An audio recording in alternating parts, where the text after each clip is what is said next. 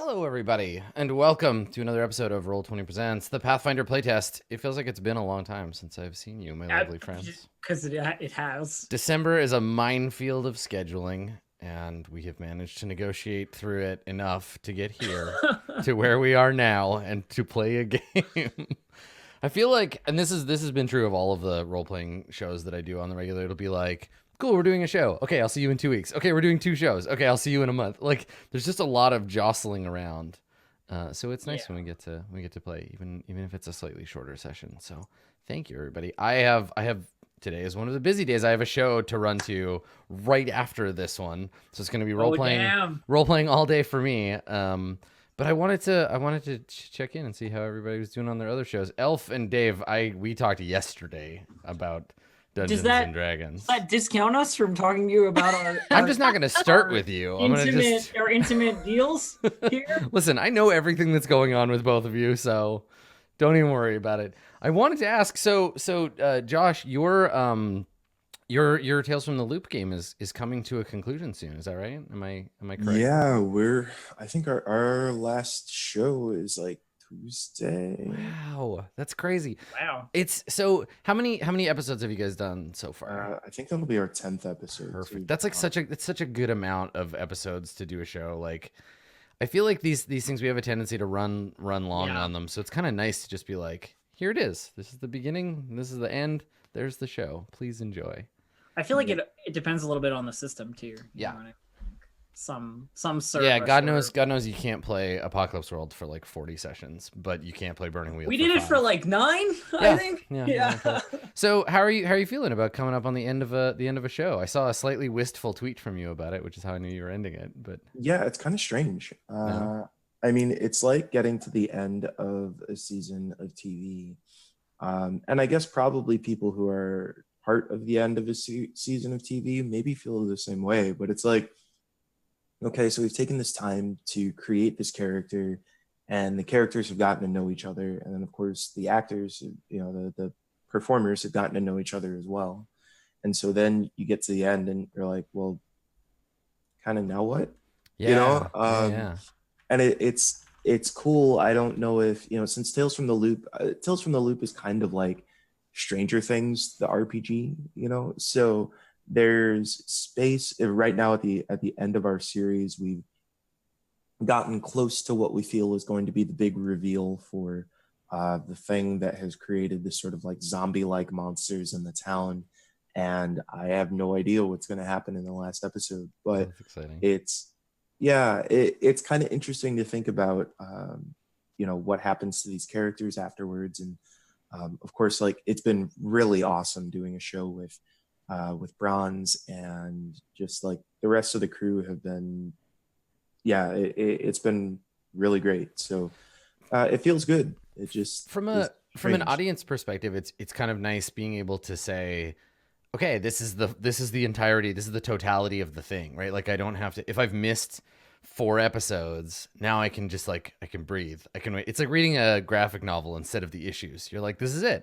Absolutely. The whole thing is finished, and I can just watch this. And then we've done on roleplay, we've done shows where we kind of like renew them on a seasonal basis, and we're like, do we want to do another season? Do we not? What do we want to change? And the other game, because somebody was asking in chat, the other game that I'm playing today is a preview of Things from the Flood, which is the 90s sequel to Tales from the Loop. And I love the idea of like returning to those characters, but it's like 5 years later, and now you're in the 90s, and it's like a different setting, but it's the same characters. You get to see them kind of grow up. Though it's an unsettling trend if they continue making games, because the next one will be like, you're like 22 and it's 2004 and you're probably garbage. So have fun with that. And eventually we'll just catch up, and it'll be a game about trying to be an adult in 2018. I don't need to play just that. Take out everything that's like weird about it. Just make it about surviving. Yeah. I don't know if you'll have the same feeling about, and I'm thinking about it because you play younger kids in Tales from the Loop. Yeah. But in fiction, where you go through a story with weird things happening to younger kids, and I'm thinking of that game, and I'm thinking of Persona as well. Yeah. The endings always, they try and make them happy, but it's incredibly depressing to me to think that those were the most exciting years of their lives, and the rest is just going to be a normal life, Yeah. ostensibly. It's like you lose your powers, you resolve the situation, and like for the characters, that's maybe nice. But I'm like, God, that must be Like, how do you go back to normal after being Exactly. like whatever else? Yeah. Phantom Thieves and stuff. Yeah. It's super depressing to me. Well, and I think that's why we don't often get those kinds of shows, right? Where it's like the sequel to Stranger Things, and I don't know, they're all lawyers now or whatever. Like they're just adults. Yeah. Though there is a bit of that. Like I think that's kind of interesting, and maybe part of the theme, especially if there's a thought towards like playing the game like this is either the worst or best thing that will ever happen to us, and then you end up, I think a lot of shows do this with like Next Generation, or like kind of like they'll do a show and it'll be like these are the kids of the people from the original show. Oh, yeah. And they're like their parents are still in it, and they're like, well, when I was your age we uncovered a lost treasure or whatever. So yeah. God, yeah, that last chapter of Harry Potter, they're like, Yeah. here are all our kids, and I'm like, oh, I don't want to, please. No. That's enough. Yeah.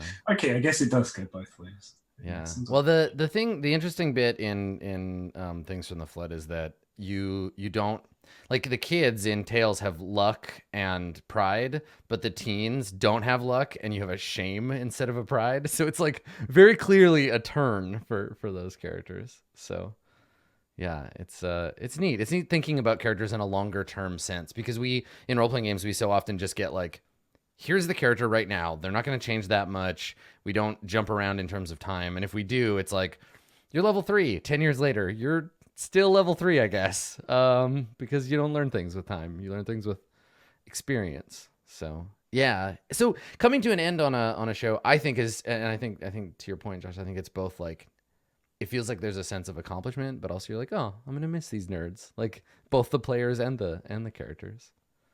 Well, that's cool. Yeah, for So sure. Tuesday, I will keep an eye out for that, and then go back and watch the episodes that I missed. If you haven't watched it, the Roll20 Tales from the Loop game is so good. It's so good. Everybody in it is amazing. So go check it out. Kat, how's your game going? You guys are just like still getting started. The last time we talked, you had done character creation, I think, and Yep. you've done like two episodes maybe since Yep, then. we How's it? just finished our second one on Monday. Nice. How's it going? It's going great. It's really fun. And it's cool to see, like, I don't know, it's cool to watch people play test your game. So it's cool to see Yeah, them. that's like, a word you could use to describe that experience, I guess, Yep. if you wanted to. Cool. It's a cool time. It's great.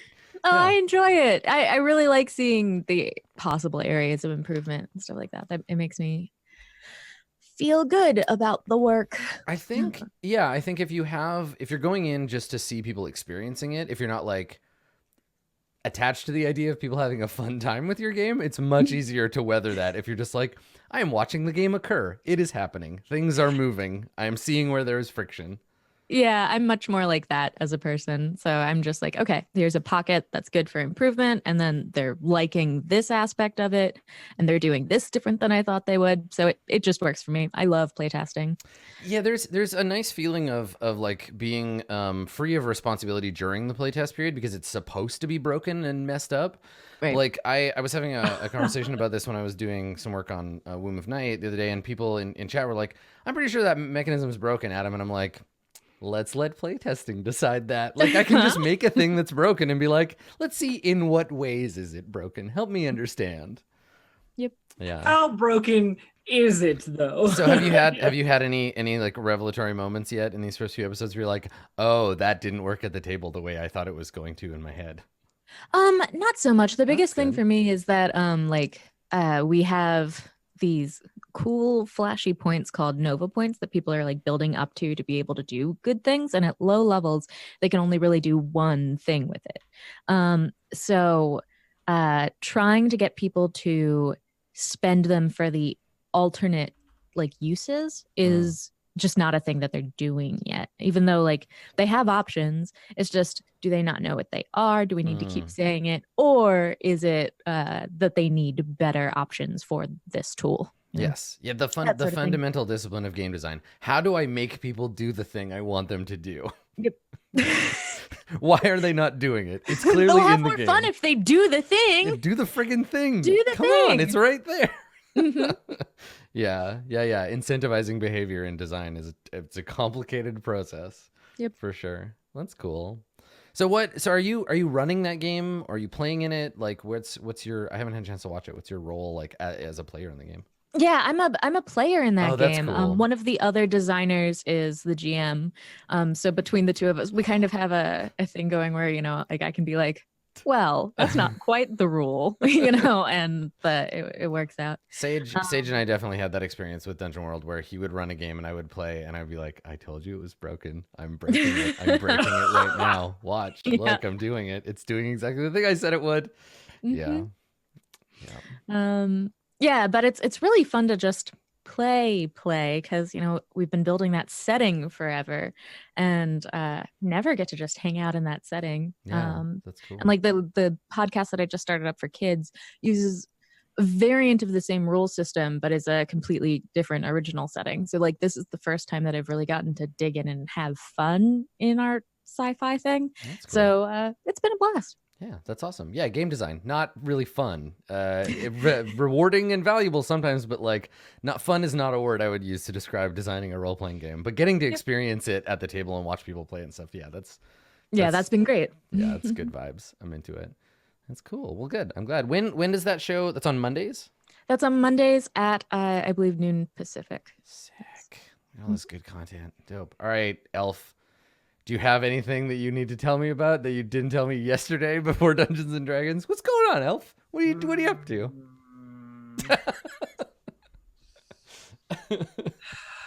Call me out. I don't really have mean, anything else to say that's that all I right. haven't already said, but I'm excited to play new Stellaris DLC. That's right. Space games. Yeah. I was looking through some old graphic stuff that I have for my stream and I was like, oh, Stellaris. I haven't played that in forever. I realized that like before this expansion came out, which is Megacorp, like you make, space capitalism happen. But Fun. yeah, but I've already tried to do that without this, so I'm just gonna do the same thing, but with this. Oh, that's nice. When you were like, oh, it's rules for the thing that I was trying to do already. Yeah, it's like exactly rules for trying to rule the galaxy with money. Yeah, So, good. Good. it'll Well, be I great. hope you enjoy. I'm looking forward to being the most ruthless, horrible space capitalist that I possibly. I was gonna say, enjoy your Elon Musk simulator. Yeah. Cool. So, and that's a patch that's dropping like. It's this like week? today. Yeah, today. Cool. Yeah, and Oh, it's that's a DLC, so you gotta buy it. Yeah. But their stuff tends to be pretty. Yeah, cool. it's always really solid. Nice. Elf's channel is very useful for me to watch someone play games that I have very little skill or interest in playing myself. Like I was watching you and Andrew play that World War II, that Hearts of Iron. Oh my god, or Hearts whatever. of Iron. And I was like, I hate everything about this, but watching you play it is great. Allied Germany. Yeah. Thank Solid goodness alternate for history. streaming. We can experience other people's joy instead of having to force our own. Pretty much. Yeah. Dave, how many hours until Smash comes out? I'm starting to see conflicting like information. Someone said that it's going to be midnight Eastern, Mm-hmm. which I cannot abide because that will be in the awkward area of like, do I stay up until 5 a.m. and like just not sleep that night, or do I try and go to bed early and wake up? But what if it does come out at midnight and I've gone to bed early, then I've missed out? Yeah. Oh, it's gonna be rough. So for folks who don't know, Dave, unlike most human beings, who would use things like the sun or a clock to dictate when they are awake or when they are asleep, Dave uses video game release times. His schedule is built around when stuff is coming out. So yeah, it's hard on weeks where I'm not doing anything. Time loses all meaning, and I just hibernate in between releases. Same. I feel that. I'm like, when is the next thing I have to do? When's the next stream? Okay, I will get up an hour and a half before that thing. Yeah. Yeah. There's Smash Bros. Then I guess there's Christmas or whatever, and then there's all of January, but then it's Kingdom Hearts 3. Oh so. dear. Yeah. We should start talking about your schedule in that period of time because I know. Well, okay, before we move on, who is your favorite Smash character, Dave? Because I know the people want to know. And the people All is right. me. I want Well, to know. it's a fairly simple one. If you know my range, yeah, I really like playing Cloud. Yeah. That surprises me exactly not at all. Yeah, I was like, I wonder which one it could be. Who has the biggest sword? Mm-hmm. A little disappointed there's no more Final Fantasy stuff, but as a showing for the series, he makes a lot of sense. And then like the new spirits system, I was watching the trailer again the other day because like I hadn't watched it for a while. Just that, I guess. And there were definitely some other Final Fantasy characters that are going to appear as spirits at least, which is like kind of cool. I'll make a team of those. Yeah, I was gonna say there's like 17 billion characters in Smash now. Like it's every character from every video game obscure. ever. Yeah. I mean, there's so weird. Yeah. Yeah. It's like a game that sold. People will say, yeah, there's like a DS game that sold towards the end of its lifestyle, which is like a JRPG. It sold maybe 15,000 copies, but they were like, some people like that. Why not have like characters from this really obscure game? And I think that's really awesome. It's like Nintendo saw what Marvel did with Infinity War and was like, you know what? We can do better. Let's just take every IP we own and put it in this game. And even IPs we our crossover can be even more and like. Yeah, well, I mean, it's a Japanese video game thing too. Like we talked about this, Dave, a little bit when Monster Hunter came out, where it was just like it's totally normal to be like, I don't know, it's Mega Man, he's a Monster Hunter, whatever, fine. Oh yeah, the Behemoth is going to PC Monster Hunter on the 21st of this month as well, and it's the hardest monster in the game, which I think is awesome because it has like RPG mechanics. It has like phases and it casts spells and stuff. And I'm like, so wow. weird, man. Japanese game design. I think, and this is an untapped space. I think that, or a partly untapped space, that there's a lot of that same kind of like willingness to do whatever weird thing just comes to mind in Japanese tabletop RPG design. And I want more Tenra Banchos. I want more Shinobigami, but it takes a long time to translate something properly because the games are so strange. But if you like weird Japanese game design, look into some Japanese tabletop stuff because they're bold in some very cool ways. Tenra Bancho Zero is so cool. It is. We did a one shot of it for the first Roll20 con, and by the end of it, I was just in tears. Like we had such a good time, and almost all of it is the like you come to the table not knowing how your character feels or thinks about the other characters, and you roll on that table, and you're like, well, I guess I'm in love with you, so here we go. Yep, I love all the randomized tables. When I first encountered them in Jade tabletop stuff, I was like, I don't know about this simulationist garbage. And then, God, I love it. It's so much fun. There's an RPG, a Japanese RPG called Make You Kingdom, where it's a dungeon crawler, but also it's like a card game, and you have to build a dungeon, but you also play as like a character. It's very weird, and I really want it to be translated just because it's so strange. Because when you would show it to someone, they would be like, I don't know how to play this. I don't know what this is. And that kind of thing is so exciting to me. It's like the first time people saw Fiasco and they were like, what the hell is this? Yeah. And that's pretty cool. Yeah. So there you go. RPGs, video games. For all your video game news, Dave_the_human, apparently. Dave, I hope that your smashing goes well and that you actually manage to get some sleep when your body needs it. But also, like, stay up and play video games. I'm not your dad. Do what you want. Thanks, not dead. All right, let's deal with these hyenas, shall we? I believe when last we saw the party, there was a hyenadon that had been shot and punched and magic missiled to death. It was hyena done. It was hyenadon, exactly. And we have two tiny adorable hyenas who I think Berard, you were about to use your turn to attempt to talk to now that you had killed their boss. For folks watching at home, everybody's all jammed down in the corner over here. So if you can't see them, that's why. But since it's been a little while, let's do a quick review. So Elf, you are playing a dwarf. I am playing a dwarven ranger. That's right. named Lydia Longshot. That's right. Yes, just dripping with crossbows. Just Yes, just like 3 of them. so many. There she 3 is. There. crossbows, Yeah. rings to call crossbows to my hands. It's great. Yeah, just very crossbow centric. Yes. Excellent. Okay, cool. Josh, what character are you playing? Oh, you're muted there, Josh. You're playing a silent gnome. Just do the miming. That would be an interesting character. I don't say things. I just look. Yeah, I'm playing Brard. He's a gnome that is not the most exciting gnome. Is doing the exploration and whatnot to fight off the bleed. No, the bleaching. I can never remember what it's called. Yeah, but otherwise is fairly pragmatic and talks to animals. Very animal talky. Yeah, that's true. Cool. And then Kat, you're playing Parzel. I'm playing Parzel, who is an elfin wizard from outer space. That's right. Of course.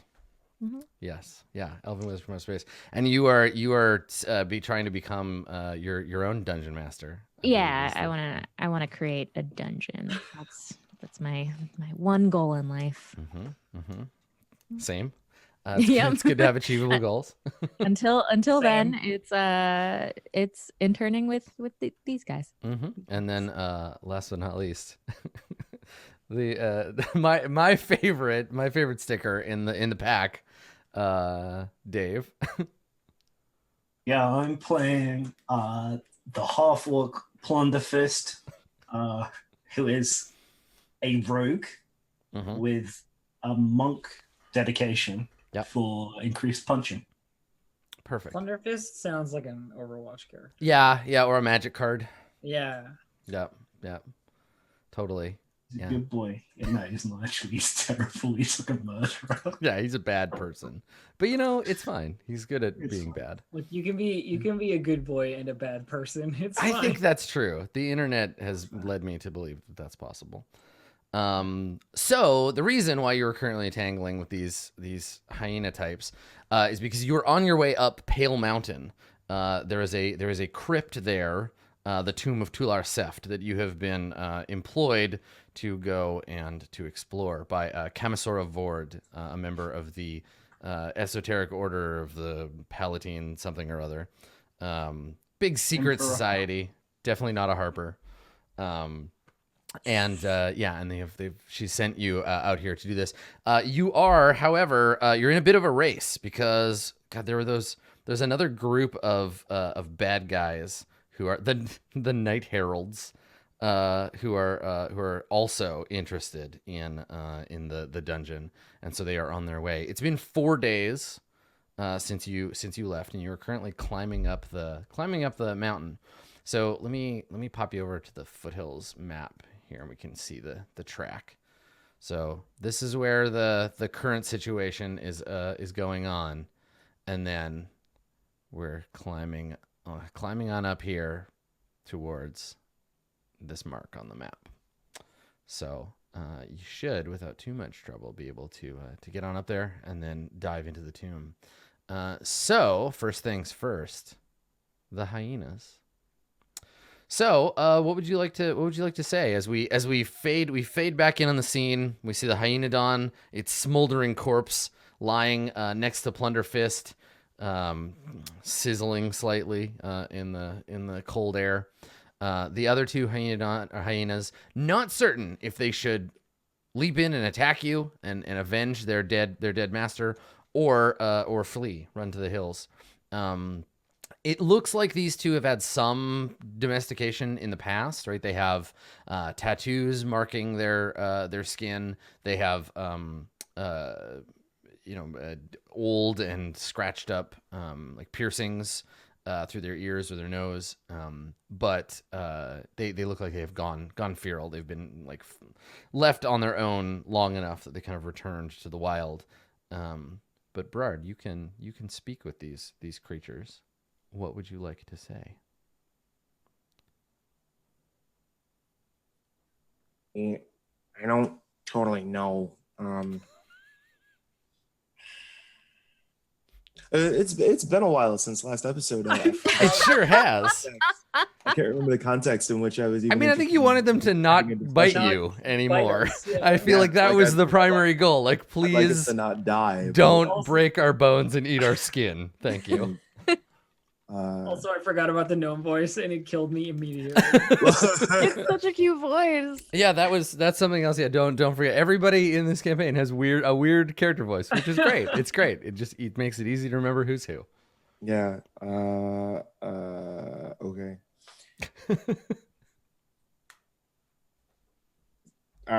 Stop. We don't need to do this. No. Why we just showed up here? Why does this have to? Why are you? Okay, all right. So there's an initial burst of fear, and then following tale of confusion. And the hyenas look at each other, mostly surprised that they can understand you, that you're able to communicate with them. Let's have you roll. I have no idea the appropriate skill here. Persuasion? And like like you're attempting to persuade them. It's certainly not intimidation. Can I try and assist by being intimidating and Oh wait, just there is growling? no persuasion. Yeah, I right. was It's gonna say, it's it's diplomacy. But like I feel like trying to be intimidating might counteract Berard's, because Berard, you want them just to like stop and just back off and go I just away. want everybody to chill. Sorry, Yeah. I just want everybody to chill and like go about their business. There's no reason anybody has to die or get attacked, except the one that we already blew up. That's in the past, and there's nothing I can do about it. Why are we living in the past? Let's just move on with our lives. Unfortunately, going about their business is killing and eating you. And you're very business. There are other kill and eat options elsewhere. Yeah, okay. Not rabbits though, because we killed all the rabbits. Gophers, weren't they? Let's see here. Let's take a look at diplomacy. Because I think the idea is I'll just give you like a very difficult roll to make, and then we'll see. Yeah, okay. Let's call it. And actually, Dave, do you have? And I want to bookmark this page now that I have the PDF in front of me. What's the page that has all the like by level challenge rating stuff, or the difficulty rating stuff? Oh yeah, the revised thing is in it's in the updates section. Like in one of the appendices. Yeah, so it's, I guess, in update 1.6, it's on page 9 of update 1.6. Perfect. Thank you, Dave. I will make a note, because that is, there we go. The most important page in the book, because I keep coming back here. Cool. All right. So technically, if we want to do this by the system, there is mechanically, as a specific thing that you do with diplomacy, a thing called make an impression, which tiered like steps up the impression that a creature has of you from like hostile to unfriendly. Unfriendly Right. Okay. Yeah. Do you have a page ref for that? Oh yeah. That's cool. It's like back in basic, the like NPC reaction table. Yeah, it will be in the skill use one. Skill use. Okay. Because right now they're at maximum wanting to destroy you. Right. It'll be in the like diplomacy section. It's on 150. Perfect. Thank you, my Dave. All right. So make an impression. Yeah, they're currently supremely unhappy with you. But you can attempt to reduce that from hostile to unfriendly. So it's against their will DC modified by circumstances that I see fit. So their will DC is 12, it looks like. But I'm going to increase that significantly because there's still 2 of them, and you're kind of trying to talk them down. So let's make it a DC 18 diplomacy check. And if you succeed, they will go from outright hostility to like unfriendly and maybe willing to, I'm going to say negotiate, but not really because they're hyenas. But like they'll give you the opportunity to like back away slowly and get out of their territory rather than just like trying to bite your face. So Brad, why don't you make that? Let's make an impression. Okay, so it's a diplomacy. It is, yes. Nice. Okay. All right. So they go from the slavering attack mode to, they're not confused, but they're like just growling now and snarling and trying to like intimidate you away, but it doesn't look like they're gonna attack again. So Lydia, what do you want to do? You see this happen. You see Brard. I'm like, I've got my crossbow leveled in their direction, but I'm not going to shoot because shooting would be counterproductive to negotiate. Yes, it definitely would just override everything Brard I'll did. just be like, I think it's working, and just like watch. That's it. That's my turn. Okay. All right. So the hyena are both focusing their full attention on Brard because they assume Brard is the one that is in charge. Brard is the pack leader. Oh, that's not true. But you're the only one that can speak to them. So they don't see, the others are just like meat walking around. But you might actually be a thing. And so they growl and snarl at you, waiting to see if you'll back off. They're very much on edge, but they're not going to attack. Plunderfist, do you want to do anything? Oh yeah, I want to sneak away while they're talking. Okay, sure, yeah, that's fine. You can do that.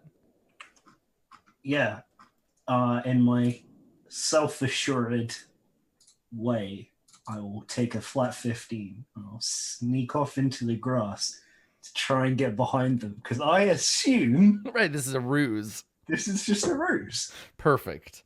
Because the original plan was you talk to them, try and keep them busy, and if they attack, I punch them. So I'm just like, all right, step 1, complete.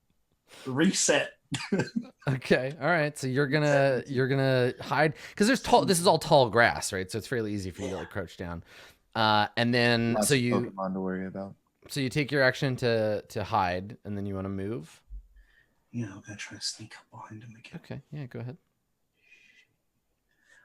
Yeah, and since I have skill assurance and expert level in stealth, I have a 15. Okay, excellent.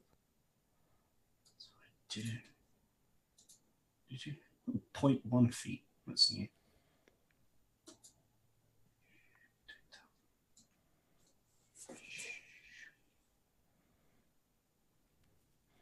Okay, that's all I did. Okay, so you skulk through the grass slowly towards them, and you find yourself around the back there. So what? I guess you have one more because you moved and you hid. You have one more like thing you can do if there is anything.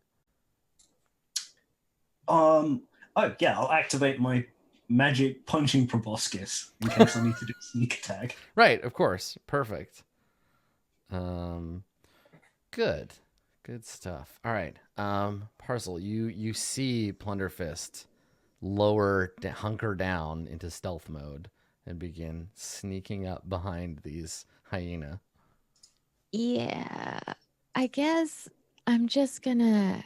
I really would prefer we not have to fight the hyenas. Mm-hmm. So I'm gonna cast message and send Plunderfist a whisper. Hey, how about you don't do anything? Just maybe don't do anything. And like then maintain my God. behind Brard sneaking position. Okay, yeah. God, you sound a lot like Parzel. Yeah, weird. Oh yeah, I need to choose a god. It's Parcel. Parcel is your god now. Space elf. Yep. Okay, great. So, so yeah, you're gonna use the message spell to gently admonish Plunderfist, not to attack. Okay, cool. Berard, pack leader Berard, what would you like to do? Okay, so I don't know that there's a lot of like information we can get from. I mean, where they came from is not going to help us much, right? Like where they were before they were feral. Yeah. I mean, so you started, here's the thing. You started with that make an impression action. You can do it again, right? Like they Okay. started extremely hostile. You've moved them to unfriendly. If you do it again, they're going to become neutral. And as long as you like if you just keep talking to them, eventually you can win them over Yeah, to I your totally wanna do side. that. Yeah. Okay. Let's try it again. Okay. Uh, I just feel like nobody needs to die here. This is well, except the one that already that wasn't. Anyway, the point of the story is that we should just call it here and amicably part from each other unless we find it in each other. And yeah, I think this makes sense. This makes sense to me. Right. It's logical. Uh-oh. Doesn't make sense to them. Does not make sense to them. So let's take a look at what happens if you fail. I don't I know love that how it's like it's probably like the like except for the one that we already killed. And they're like, hey, Yeah. wait, you totally did. What the fuck? Okay. Dad? So I think on a failure, it doesn't like you have to critically fail to make them like you less or get mad at you. But I think that the fact that you're not backing away while you're talking to them, right? You haven't like left their territory is starting to like anger them. And I think they interrupt you. You're partway through your speech, and they start to like yip at you and like snarl and kind of give you the impression that you need to get out of here. Like it's time to go home. We should probably just leave, folks. Lydia, what would you like to do? Okay, if they'll let us through, then we could just sneak around, I suppose. And that becomes the question, right? Like, yeah, they're not going to let you go past them, but they'll let you back off, and then you can go kind of around their terrain, which will slow you down.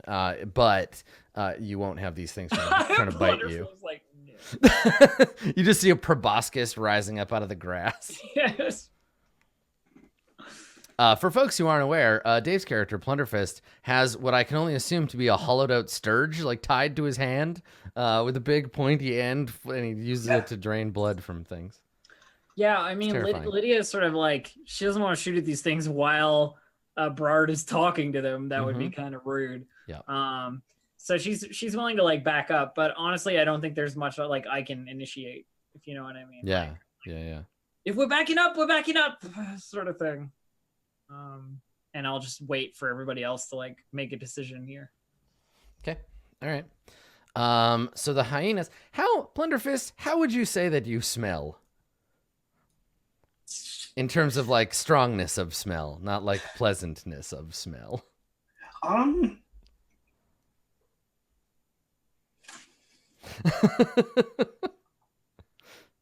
Honestly, like, yeah, probably strong, but not bad, because he does take like care of his appearance. He's like really proud of his orcish heritage, so he like uses like herbs and strong smelling salts and stuff that they would use like as cologne, I guess. Right. Rubs it on himself as he washes. So okay. But not like unusually strong, not like an unusually strong smell. Okay, I ask because hyena have the scent ability, which means it involves sensing creatures by objects or smell. So you're hidden from sight, but you can't hide the way you smell. So let's see. These guys, I don't know if it just negates your stealth. Detecting with other senses. Many abilities that apply when a creature is unseen would still apply if it was unheard. Like you are smelled, they smell you. I don't think they have to roll a perception because this is not a thing you can hide. Okay. Yeah, because it'll alter the level of stealth, but there's not just seen and unseen. There's seen, there's detected and sensed and shit. Yeah, so they can't necessarily see you, but they can smell that you're there. It's as if you are clear as you would be visible to them. And so Berard, you see the hyenas turn around and start they get surprised. They start barking at Plunderfist. And I think it's probably reasonable when they detect you and they smell that you've snuck up behind them, that they attack. They get upset because they're still unfriendly, right? They're not neutral. So they see this as a violation of their territory. And so Berard, you see them turn, and they lunge out at Plunderfist in the grass. One of these days I'll get to use a sneak attack. One of these days. All right. You would have to succeed in sneaking up on something first. Yeah, this one is just you can't hide your smells, which I think is interesting. I like the more granular nature of stealth in this. Yeah. Sure. Okay, so they're gonna try to bite you. Let's start with one. What's your armor class? Appropriate. Well, they've used an action to sense me already.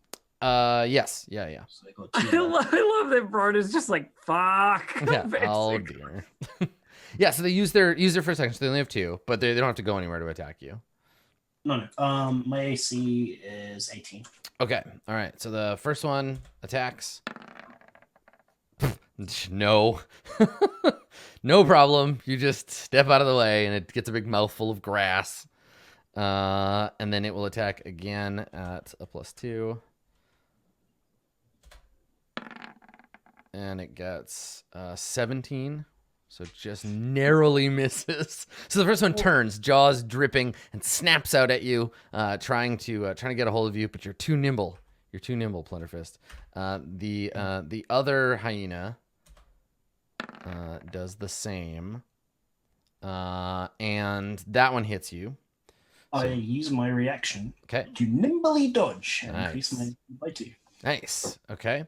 Nice. And then the second attack is insufficient to pierce your armor class. So it is your turn, Plunderfist. The hyena diplomacy seems to have, at least for the time being, failed, though not on any of Berard's part. It's mostly you. It was you. You did it. No, it wasn't my fault. He obviously wasn't good enough at talking to the hyenas. I mean, He was like, I didn't know what he was saying. He was talking in hyena. mhm. Yeah. He could have been like, just eat our friend instead. And then they turned round. Yes. Well, why would I do that? I don't know. I don't trust why would you do anyone. that? It doesn't really seem like There's no Bard. logic to that decision. It makes no sense. Well, I'm just going to punch this. Do the thing that I do. Give him the clamps, Plunderfist. Give him the clamps. As a 16 a hit. It is. Yes. Okay, so I punch it for 10 bludgeoning damage, and since my magic item is activated, D3 persistent bleeding damage. Okay. Does it take the 3 now, or does it take 3? God, I think it takes it now. I assume that it's now and then every turn. Is that? And then every turn it goes down 1, so next turn it will take 2, and then it'll take 1, then it'll take 1. Okay. Good stuff. All right, so this one it's on 3 now. So it takes 2 next turn. Okay. Great. So you see Plunderfist, everybody sees Plunderfist jump up out of the grass and just punch this thing in the head with the big spike. And there's hyena blood and it yelps in pain. What do you want to do for your second action? Punch from my other hand. Nice. Good. 23, is that a hit? 23 is definitely a hit. And this is the same hyena? Yes. Okay. And that's 9 more damage. Okay. The hyena dies. Right, sweet. It expires. Bard just looks so sad. Okay, and there's this tree that I'm next to, right? Yeah, there's a tree you're kind of next to it. Okay. How do the branches only extend out to the edge of the shadow? Is that Yes. Yeah, and they're up, between 8 and 20 feet. Okay. Scrubby So- trees. I'm gonna use my last action You just jump up in the tree. Yeah, absolutely. Perfect. Yeah, with a combination of quick jump, which reduces the leap action from 2 actions to 1 action. Yeah. And powerful leap, which increases the height I can jump up to 5 feet and a high jump, and like I can't remember. I think it's 5 sideways as you high jump because you Okay. jump Up like, and move the slightly. arc Yeah, no, slightly. jump up into the tree. Okay. Like here Yeah. or over here? Just the close one. Yeah, because it's like So you just punch this thing and then just fly up into the tree. Just like force leap. Yeah, totally. All right. So yeah, you see Plunderfist pop up, punch the hyena a couple of times, and then just fly up into the branches of the tree. Cool. Parcel, it's your turn.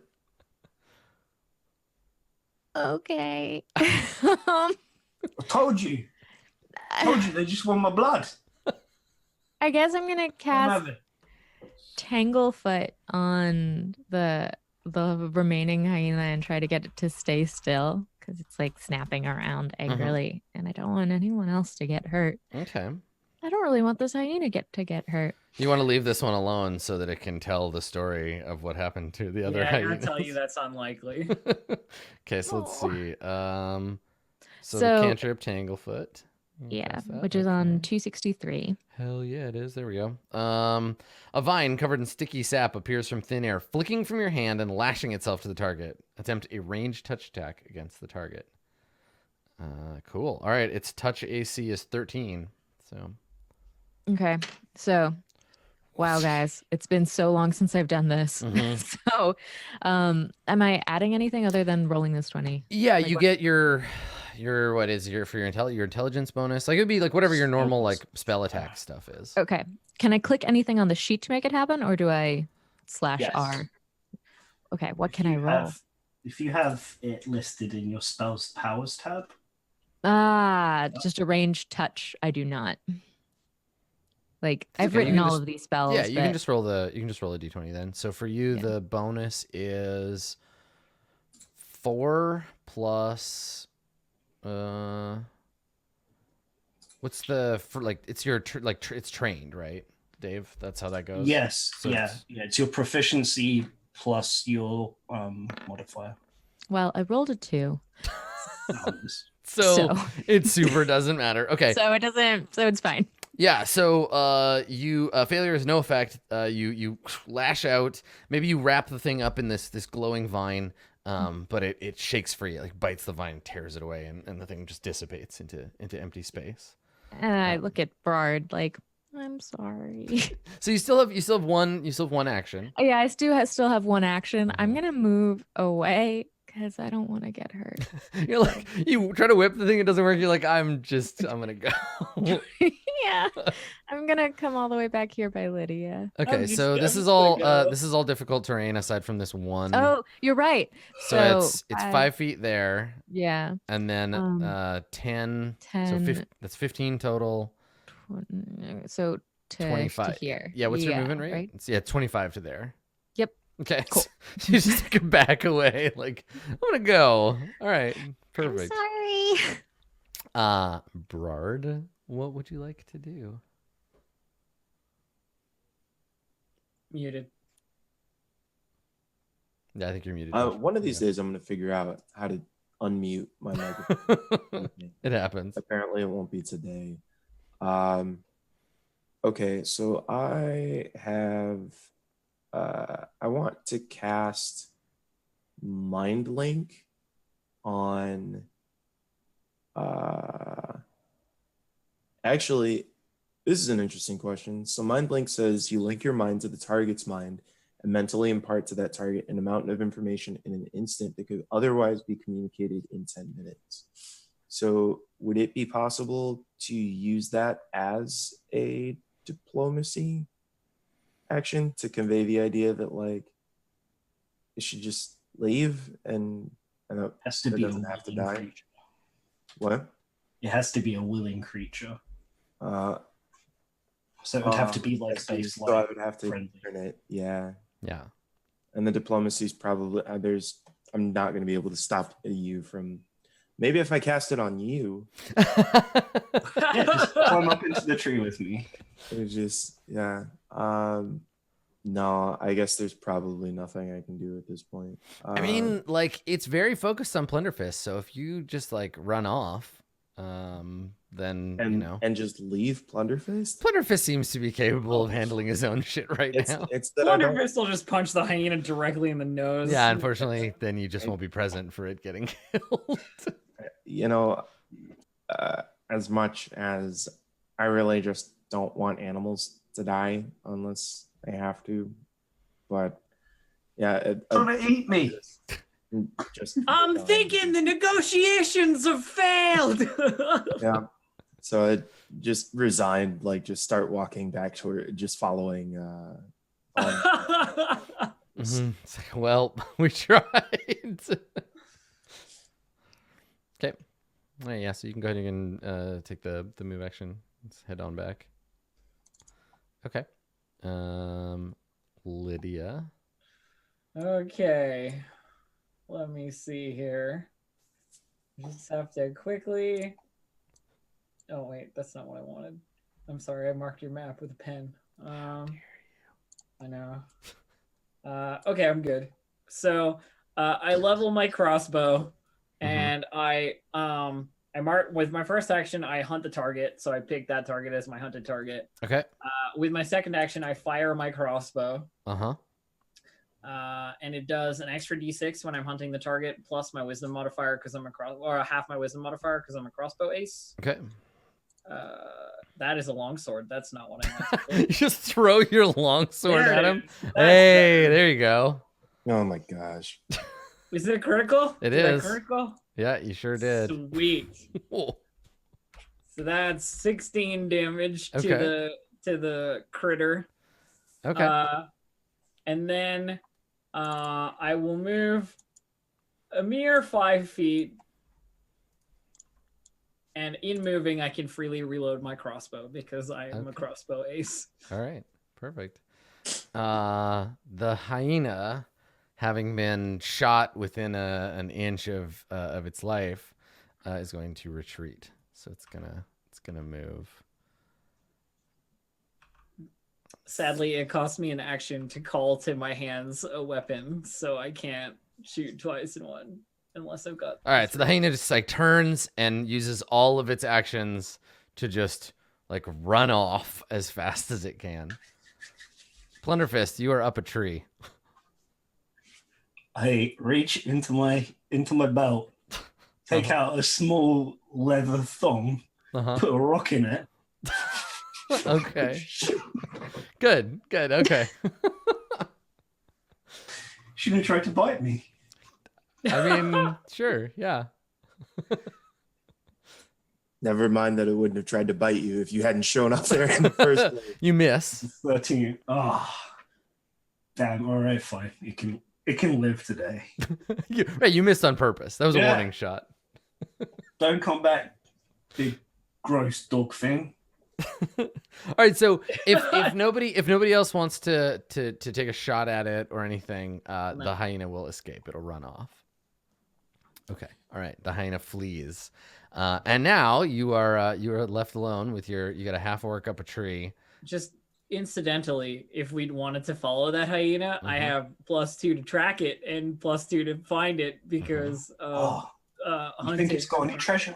Like it's killed any other people. It's taking treasure. I mean, hyenas are well known to be treasure hoarders. I don't think it has any treasure. Yeah, well, I mean, we killed it. We might as well have. Well, I mean, killed its friends. Might as well. It'd be sad, to be honest, though, wouldn't it? Look, if the big one didn't have any treasure, the little one's not gonna have any treasure. That Ate some gems or something. Makes logical sense. I don't think that's how that works at all. I've got my skin and knife. I'm just saying. Look, we got more important things to do with a short amount of time. Yeah, I feel like I should explain the situation here. Look, I know you like animals, but those ones are dangerous animals. I know it might have at you, so I was going to punch it, and then it couldn't.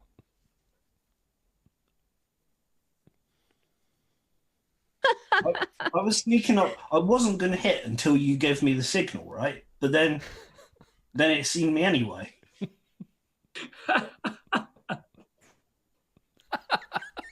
I don't like when you look at me that way. I'm just trying to explain myself, right? I'm not going to feel guilty, probably. I can't help but see the Plunderfist is just like green Samstrom. I love the accent. It's a hyena, isn't it? At this point, there's nothing we could do anyway. They attacked us, and Look, we best fine. We forget need to move the on. whole sordid business and move right along towards the inevitable awesome treasure at the end in the tomb. Yes, we do still have a job to do. I am on board for that. Hold on. Well, good. Are we going to have this conundrum where's people? Because those are bad people, I tell you that. I know about that group. They're right weirdos. It's true. I mean, Yeah, which ones? Like the The whatevers. the rival party? Yeah. Yeah, whatever. Killing them? are That's they fine. are they animals? I mean, like we're all animals in a certain like Well, that's what I'm asking. sense, but it's not typically how I regard these scenarios. We are all animals. They're All right. conscious and speak our language and have chosen to make decisions that I do led them down this enjoy path. a good petting now and again. All right, let's go. Onwards. Okay. So you wanna head north along the path marked on your map? Yes. Okay. All right. So I think you have enough time like daylight wise to travel to the edge here of the sand flats. So at this point, kind of as twilight falls, you can hear the sort of rushing of the river to the north. The brush, the brambles, the trees have receded away and been replaced by a sandy flatland bordered by the winding tributaries of the river. You can see the small river in the distance flowing down from the slopes of Pale Mountain, which looms above you, cascading over a few small waterfalls. The widest fork of the river passes to the north of the sand flats, most of which are saturated with enough water to be packed hard. So from here to this like safe fording spot, there is this kind of sandy like flatland here, and then there's this kind of like impassable like mountainous kind of rock over this way. So it's twilight. Do you want to press on in the dark, or would you like to make camp here? How is the party with like night vision? I can see in the dark. I am a dwarf. I'm low light, but not full dark vision. Yeah, I'm not a cave elf. Same. What do I look like, a cave elf to you? I'm from space. I mean, we're probably There's pretty loads of- tired from the fight, and if I recall, Parcel is not well, so maybe it would be best for us to camp. And We can take a break. Yeah, no problem. Oh yeah, you got bit a little bit, didn't you? I think I hope you Parcel, are all you- brought bedrolls and tents and such. I have only my own. Your own tent. You didn't have enough for everyone else. It's a small tent. If you'd like to join me, it's going to be very cozy. Don't you all worry about this. I like to take care of my friends. Run with your backpack. I've got a bunch of things. I've got a 4-person tent. Damn. Ah, I've got a little pup tent. you still put up your tent? Totally. I've got a tent inside the other tent. Yeah. Think about how roomy that 4-person tent is going to be with only 3 people in it. If I know anything about tents, and I do, not very roomy. No, not very. Yeah, a no. 4-person tent is like, yeah, it's like trying. Well, it's like you can fit 4 people in there, but they're not allowed to breathe. yeah, it's like trying It's to jam basically like 2 sandwiches into a plastic bag. it's like this. There's one here. Yeah. There's Yeah. one here. Yeah. There's one here. We're all snuggled. Yeah. Yep. We got our Like- bed rolls out. I got my own If you tent. roll, the tent falls over. Yeah. Yeah. Yeah, totally. Yeah. If it's anything like real life, it takes like 4 hours to put the tent up because you can never remember how to do it. Where the hell is that one post? Yeah. And then you put it back and somehow it doesn't fit in the bag like it came from. And I that feel one like that I you're, feel like, like that trying is to true if bend, you like- don't often put up tents, but I have some experience in this area, and Right, we can but- put up a canvas tent in like 20 minutes. yeah, but Lydia has her own tent. So Yeah, it's true. Yeah, it's one of those ones that just pops out. You just flick it, like done. It's like a fold-out chair. Mhm. So the noticeable difference when Ponderfist is putting up a tent is he doesn't have like mallets for the pittons and stuff. He just punches them into the ground. Whoa! What a tough guy. So tough. Just punching the guys in there. Okay. I suppose that's one way to take care of this situation. So you can make camp here at the edge of the sand flats, where the ground, like the sand flats will be. It's not like a beach or a desert, right? It's like mostly kind of like hard packed sand with some like softer spots closer to the water. But up here you've got a little bit of, or down here you've got still a little bit of like grassland and stuff that you can kind of clear and make some space. And everybody can rest and prepare spells and do what they need to do. Okay, so you set in to rest for the night. And you have a fire going and you eat some food. I assume people have rations. Delicious rations. Tasty. And so you eat your rations, and night falls. It starts to get cold. And you can hear, like, kind of all through the night from the direction of the mountain, the occasional like howling of animals, maybe wolves or coyotes. It's hard to tell. But is there anything anybody wants to do while you're camping besides sort of prepare? It occurs to me that we don't actually need to eat rations if I can roll well on this test. Yeah, I was gonna say, you want to go? have You want to go my hunting? sweet foraging skill. Okay. So while you're putting up the big tent, I've just like put mine up in like a second. I'll just go look for some food. I fail to get what I need, but I get enough for me and one other person. Okay. All right. Who is that? Who is that one person? I suppose I'll bring Brard some delicious berries Right. Good. because I know Brard won't want any of this hyena meat. I was saying, you just come back with a big chunk of hyena. Hey, look! I found you dinner, Brard. I mean, I'm eating the hyena, but Brard can have the delicious. I call this berries one diplomatic that breakdown. I found. I with tomato appreciate that. sauce. Okay, so Parzel and Plunderfist, you consume of the rations. Yeah, the rations. I would like to do a sweep of our little campsite. Mhm. I want to hit it up with a detect magic. Nice. I can do it at level 1, though. I don't think it actually improves much until level 3. Okay. But that's like I have an at will ability that's like, hey, you can do this at level 1, which is like, Nice. okay. Yeah. Okay. So detect magic, and I also was hoping to use my keen-eared elf thing to snoop around and make sure no one's snooping on us. Just those wiggly woos pointed forward. Just wiggly They're ones. good for those things. You got to have good hearing to detect sounds in the void of space. Mhm. Okay. Yeah. Let's All have those you make- space sounds. In Yeah, space, all that's- nobody knows. exactly You're all that noise in space. You gotta listen really hard. It's not that there's no sound in a vacuum. Yep. It's just you're not listening with your cool elf ears. Mm-hmm.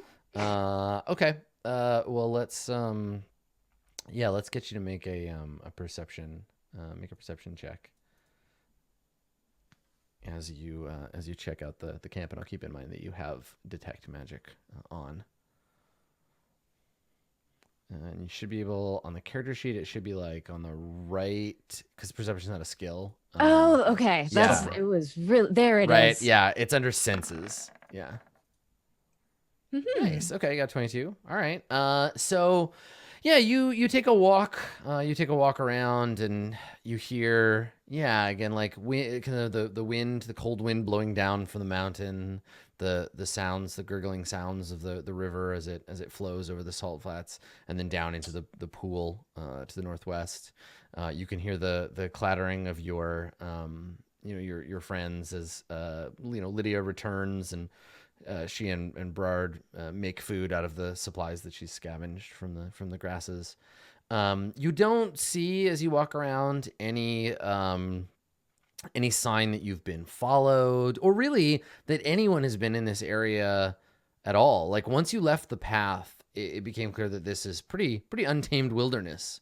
Aside from a couple of places that you are now like well past, where the hyenas would have like marked their territory, like claw marks on trees and what have you. It's all pretty untamed out here. And as the sun sets, sort of casting its orange light over the scene, there's a sort of peacefulness in the shadow of Pale Mountain, which almost certainly will be broken by violence soon enough. But for now, yeah, there's nothing to fear in the immediate vicinity. A peace and tranquility over the valley, punctured poignantly by a loud belch. Yeah, right. Yeah. Well, I look up for my bullet journaling about this lovely view. Glare over at the hyena meat eating. God, hyena meat would be so gross. Blech. Generally, eating like predatory animals is just not good to begin with. But hyenas are such like garbage animals. That's such a ow. It's true. It's true though. Like they eat carrion and stuff. They would not be tasty. Have you seen a happy hyena in a pool of water? They look awesome. I don't. Cool. Something being happy doesn't make it taste better. I don't No, feel like it's but when happy hyenas come from California. Like it's the marketing campaign. Happy cows come from California. Well, I don't know what we're quoting. Oh, that's right. There's a marketing campaign. Oh, is there? Okay. Yeah, and they're like, happy cows come from California, and it's supposed to be like, this is why you should have dairy from California, and you're like, yeah, but I mean, is happy a relative term in this case? Like, is there? Yeah. All right. Well. Sorry about that. Yep, that's it. Yeah, I just feel like hyenas. I mean, they laugh a lot, but that doesn't mean they're happy. Yeah. And plus, they would just taste gross. I bet I wouldn't eat hyena meat. I would choose not to. So the night falls, and how do you take turns like keeping watch in the camp? Can I do a little thing? Yeah, what do you want to do? Because I bought like tools to make traps, can I do a very simple kind of string with bells like perimeter? Like to hang between your tents as a sort of like Christmas decoration, or no, like around the perimeter of the camp, so if anything comes in, it will jingle jingle jingle. So you're just carrying around like a bag of small bells?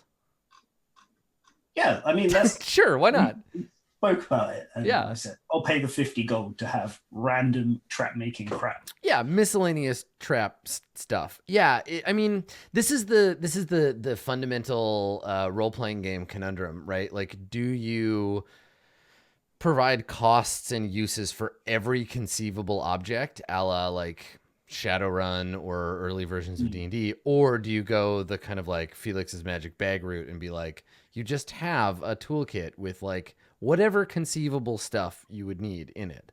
I tend to prefer the latter to the former, but I'm not sure what Pathfinder wants us to do. But I think that's where we landed on it, that it was like, you can make traps with this kit. Yeah, it should be fine. Okay. Because I don't think there's anything you would have specifically. Well, because then it would have to list a bunch of different kinds of traps you could make with the trap kit, and it's like... Yeah, the only stuff that's specific are caltrops. They don't even have ball bearings. I mean, I'd buy ball bearings, but... I feel like ball bearings wouldn't be very useful to you on like the soft ground of the grassland. I would have taken them because they're fun. Mm-hmm. Mm-hmm. I could use sling bullets, actually. Anyway, later.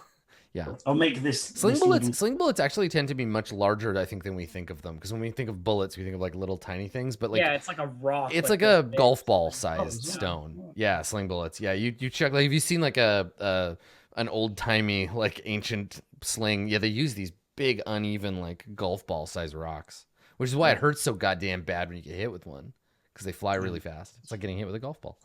It will probably kill you. Okay. Yeah, you want to set up a little trap? Yeah. Do you want me to roll some sort of check for it? Normally when- It's less about the thing. Like, it's easy to string some bells together. It's more about the hiding of it, right? Okay, that's reasonable. Yeah, so that someone would it will be trigger it stealth? without seeing it. I can see stealth or thievery isn't really relevant. Yeah, right. Because you're not hiding yourself. What do you think? What feels like an appropriate? If I could change it to be stealth with like int or something, might be reasonable. Yeah, sure. Let's do that. Okay. So I'm expert in stealth, but my dex is one higher than my int. All right, so I'll just roll this, and it'll be a -1. So 14. Okay. I think you're allowed to do that in this system. What's It that doesn't like? have to be Match stealth. up a different stat with a skill? Yeah, I think I'm fairly sure I read it. I just think it's not in the sheet, so it tricks me up. Yeah, that's fine. Okay, all right. So you go. You all see like Plunderfist set up this little string of, and where like I don't think you have enough to surround the whole camp. If you wanted to do like an arc, like in front of you or behind you, like if anything comes towards you from here or here, they're gonna come up out of the water or they're gonna come down the mountain. You're kind of like wedged in between. There's no topography here, but like the like high to low is sort of like this. Right. Right, we're going like down towards this point. Okay, then it's probably, especially since we're still at the kind of gap between the long grasses and the rest of the stuff. So I'd probably put it behind us, like in the grasses, because it'd be harder to see things anyway. Yeah, that makes sense. And then when people are taking watch, keep an eye out over like that sort of way. Perfect. Okay, and then you're just gonna split the night into chunks for everybody to keep watch. I think so. Okay. Sounds good. Cool. All right. So you all rest. So people with spells, you recover them. People with abilities that recover on a rest, you get that. For healing, you get, what is it? Your level plus your Constitution modifier for Times. Yeah. right times. Yeah, level times. So it's 4 times whatever your con mod is in hit points. You get that back just naturally by resting. And it's minimum of your con mod being. Yeah. How's everybody doing for hit points? I know parts of Full it. hit points. Yeah, and I Brad, was healed back to full. by okay, Brad. perfect. So everybody's good. You're all. Yeah, I wasn't sure if you got healed or not because I was gonna say the trick with healing is anybody who has a healing spell before you rest, you'd want to use up your healing spells, then rest to recover them, unless you thought you get interrupted in the middle of the night, Yep. which is always the sort of the balance there. Right. Okay. All right. Cool. Yeah. So you rest and the night passes uneventfully. Plunderfist, your trap is not triggered. You don't hear any bells in the night. Nobody who is on watch sees any movement or anything. And as the sun rises, another cold day in the shadow of Pale Mountain, and before you to the north, the sand flats, and then eventually your fording of the river. So I suppose then you want to head out. That is the plan. Let's go. Yeah. How pressed for time are we feeling? Because I was checking the exploration rules, and you I can think to go faster. efficiency is probably key. We don't want them to get there, and then for us to get there way after and find nothing. There's a valid point there. Yeah, I mean, you imagine it'll take you the better part of the day to cross the sand flats, but if you want to try to like hustle, I think that there's an option for that for sure. Yeah, I just can't remember where it is now. Yeah, like we're technically not in the broader kind of like playing the game soundtrack while showing the map with little dots traveling across it part. Like you're not really doing overland. Like we're traveling through a specific map area. So it's not quite that. Yeah, I think that's the intention of the exploration mode, actually, because when you were doing the bits where we weren't on the map, we weren't using those rules, because it's all for like smaller scale. Yeah, So I mean it's that one was making survival checks to try to move like across miles rather than sort of the shorter distance. In the playtest, it's like in the actual adventure, it doesn't. It says like you stop using those rules once they arrive at the first thing, and then just go from one to the other. Yeah, fair enough. Yeah.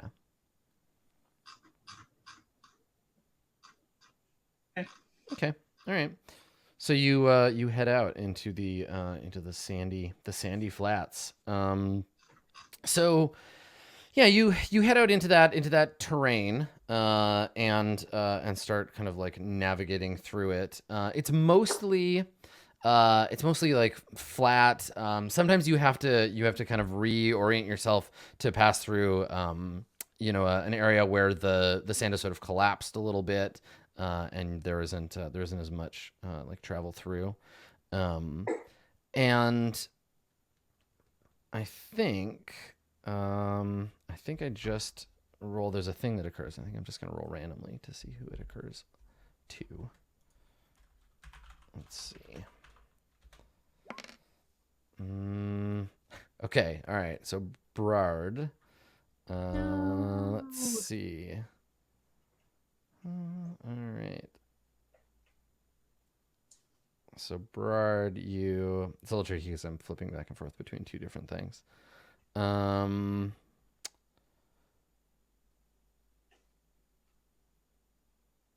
it. Okay. All right. So I think what happens here is that Brard, you based on your like base perception and stuff, you're traveling across an area of sand.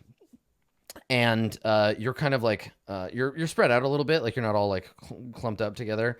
And as you're crossing an area of the sand, some of it sort of shifts.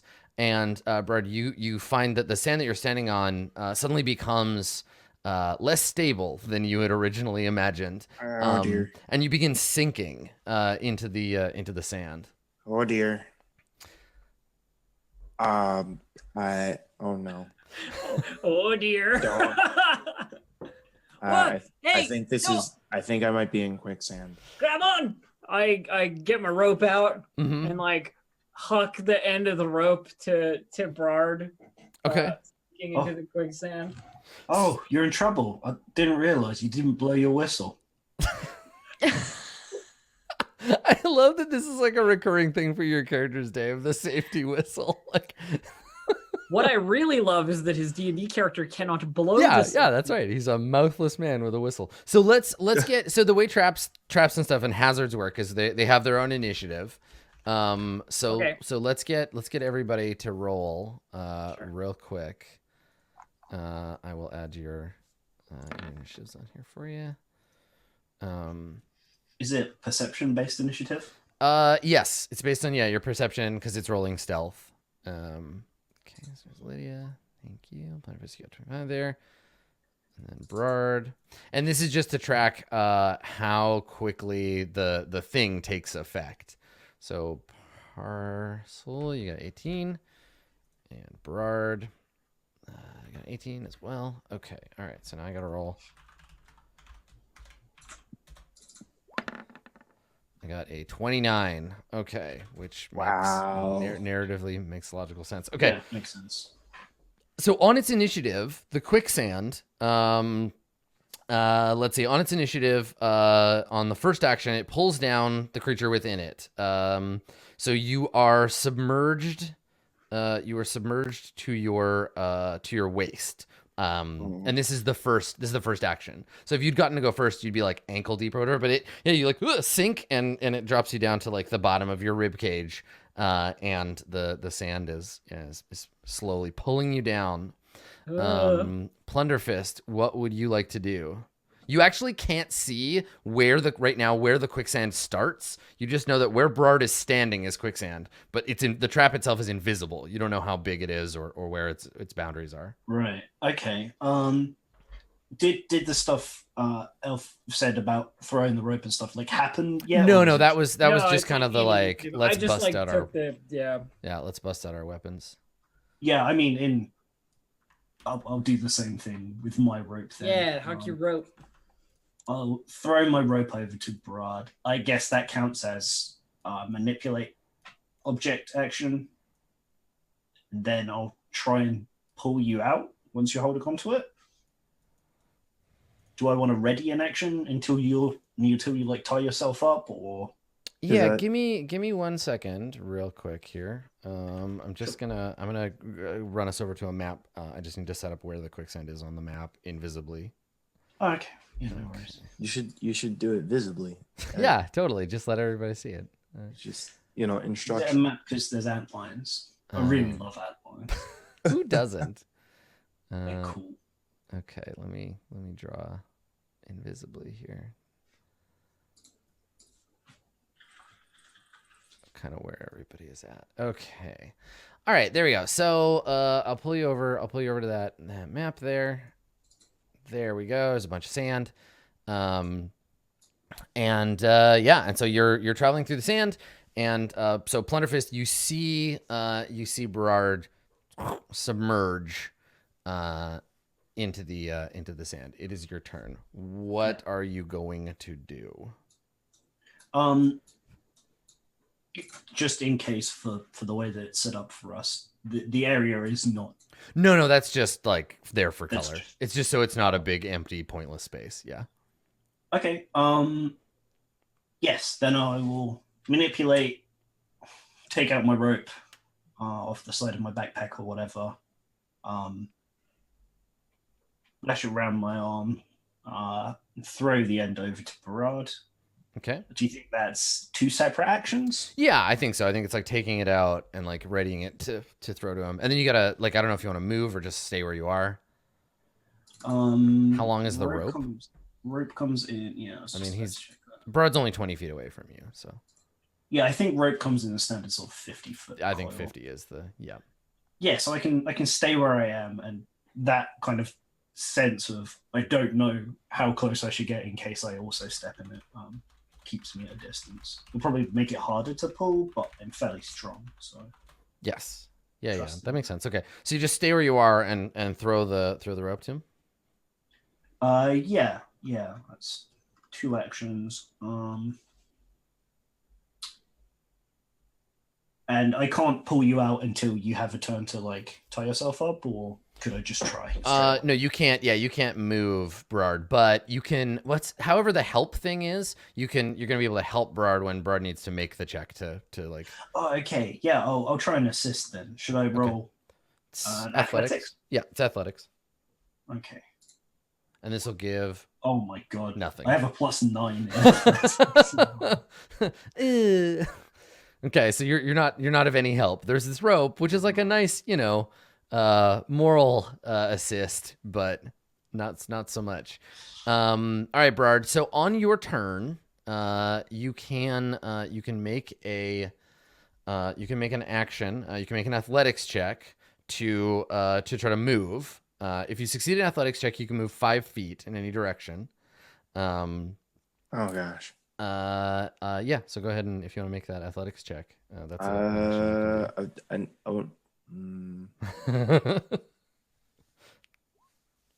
okay. So you cannot move. You thrash a little bit, but you're stuck in place.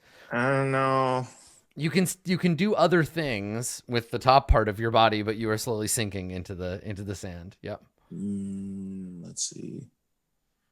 I don't think I have let's see, robust recovery. I don't think I have Cantrip.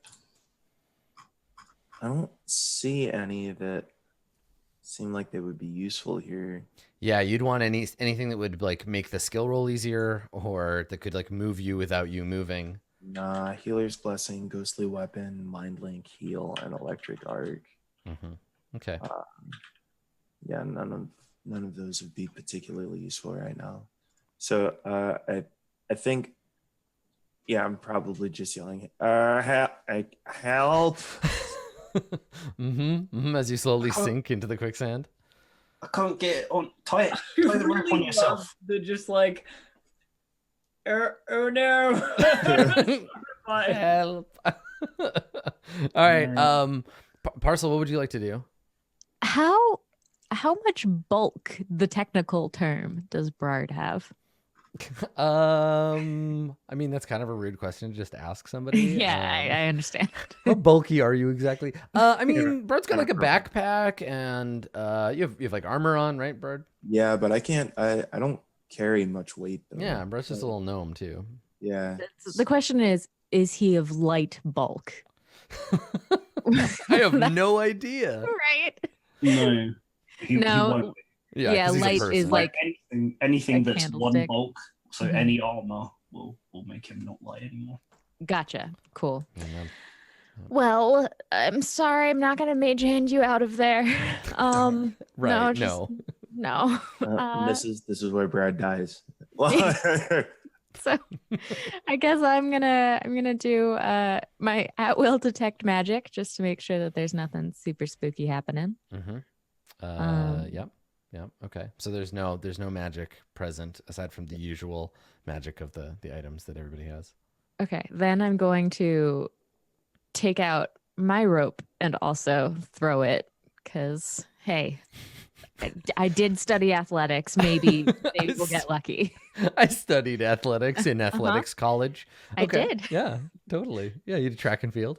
Okay. So same thing. You can make that test that Dave got an 11 on to aid Brard on Bard's next turn. Sure, absolutely. What did you use again for that, Dave? Athletics. Excellent. It's just an athletics. Great. Yeah. Uh-huh. Okay, so you got a 19. Much better job. Okay. All right. Which gives what, a +2 to Bird's next roll? Is that how that works? I guess since this is technically combat, then yeah. Yeah. Okay. Cool. Yeah, because it's like combat with the trap. Okay. All right. Yeah. So Parcel, you throw out the rope, and now Brard, you have 2 ropes. You got 2 ropes, and your friends can give you hands. So you're gonna get a bonus to your next attempt. Lydia, what would you like to do? So here's a question for you, Adam. Yes. If I throw a crossbow into the quicksand where my friend Brard is hanging out, and then have Brard hold on to the No. crossbow and activate the returning ring, No. can I get Brard out of the quicksand? it's like Mjolnir, where it's just throw it, and then Yeah, you just grab it and it pulls. No, that is not the intended purpose of that thing. Can you imagine just hit?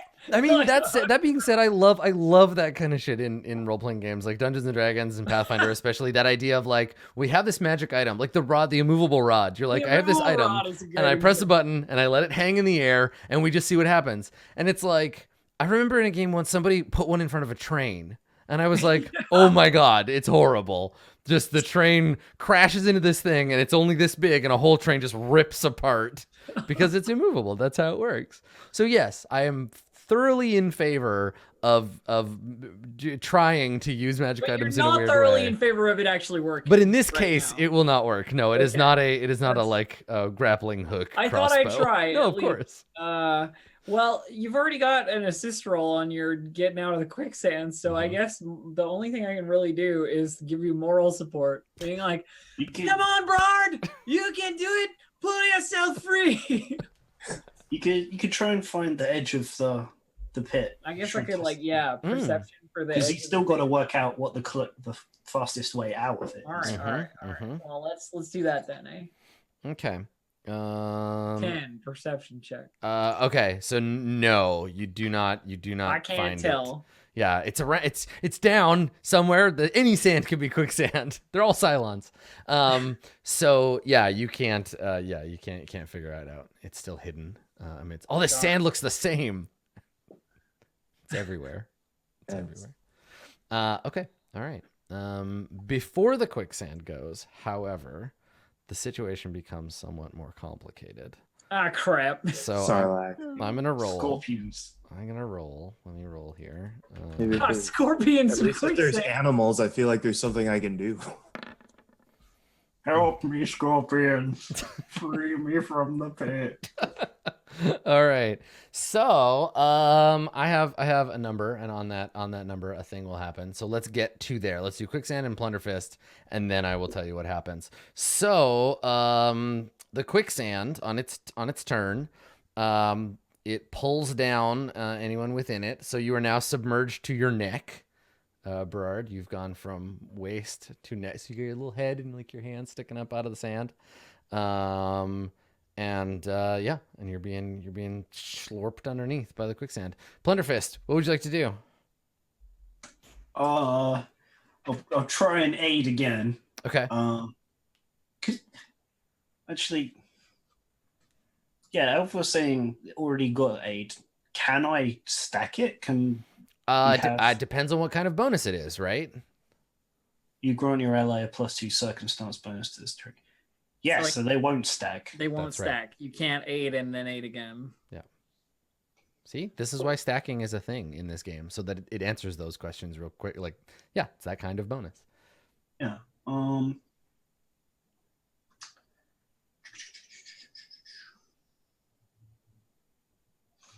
Yeah, I'll try and do the whole working out the edge. sort of Okay, thing. yeah, you're gonna try to scope it out too. Okay. Yeah, like, come this way or go that way or whatever. Perception, yeah. Mm-hmm. 14? No, you cannot detect the edges of the quicksand.